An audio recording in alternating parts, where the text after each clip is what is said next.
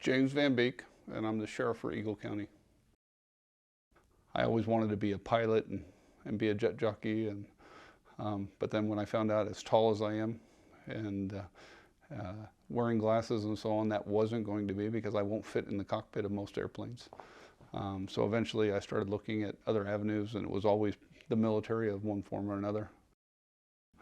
My folks, again, were immigrants, and so they were very proud to be American citizens. And one of the things that we were raised is service to community, that was one of the things. And I think they believed the same thing like I did, that this was probably one of the best ways to serve our country and serve our community. So they were always very proud of what we accomplished. You just don't know necessarily what you're going to get into until you get to boot camp. So yeah, there's always a little homesickness and yearning for home, but at the same time, it was a whole new chapter, and so it's also kind of an adventure looking forward. That's the initial part. Obviously, being separated from family, it's a whole new lifestyle. You know nobody. Nobody knows anybody. There is that physical aspect of it, but it's also the mental aspect. During training, because everybody's an individual, during the training and so on, they break you down so that you're no longer an individual, but you're part of a team. And that can be extremely difficult, because they test your stamina. Probably one of the most difficult ones is if you had a difference of opinion from someone who is higher ranking, to not argue with them every single time. I mean, all of us, we get to that point where we're like, I know better, I'm smarter than this person, that type of deal. It doesn't go over very well if you're insubordinate. You can have conversations offline, but ultimately it's the higher ranking person, unless it's unethical or illegal. I served over in Germany. So I finished my training and I moved to Germany and was stationed in Germany in 1984. And I stayed there until 1987. So I served about 3.5 years. Very strong, almost unbreakable bonds that you have, because you've all been there, you've all done it together, you've all seen everything.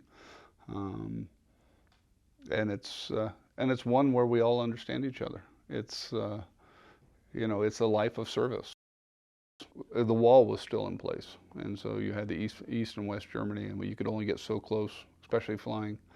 You can only get so close. I was actually in the front seat of a helicopter that we had just repaired, and we were going back out to the field.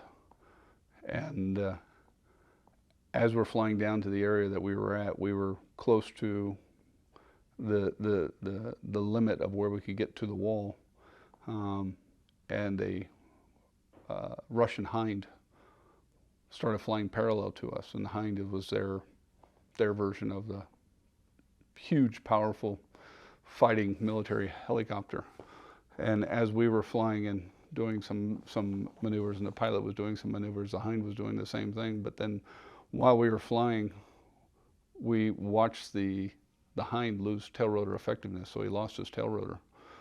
It quit working, and so they started going into a crash.